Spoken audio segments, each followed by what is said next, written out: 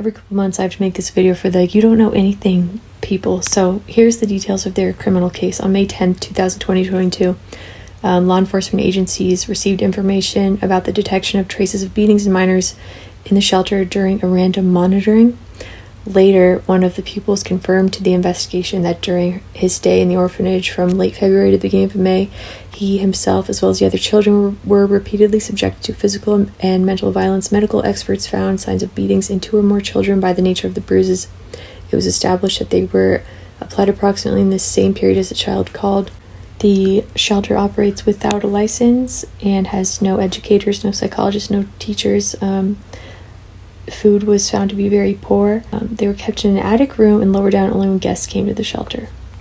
Information about the beatings of children ages 6 to 2.5 was received by the prosecutor's office investigation, but during the last inspection, shelter employees refused to let prosecutors onto the premises. Until recently, there were only 3 children in the shelter who were taken there directly from the talk show on the local TV channel. It was these children who would be the victim of further bullying in Sevgeyevo. Others were taken away by their parents after the raid. The shelter was shut down for 8 months. Famous lawyer Lagom Abdullayev, who used to be in an organized crime gang and did contract killings, is defending Kanol.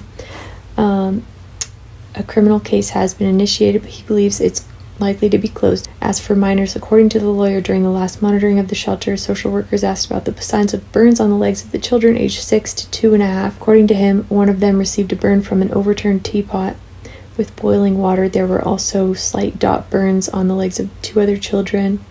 If Kanol is found guilty of these crimes, she is facing 2 to 8 years. After the prosecutor's office opened an asylum case, Sevgeyevo banned the admission of new children, but they've continued to operate without a license like they always have.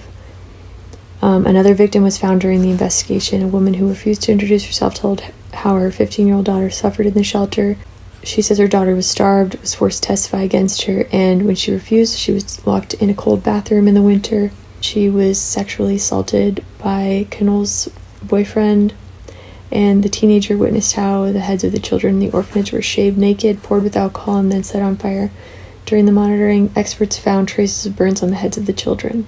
So, what do you know, though?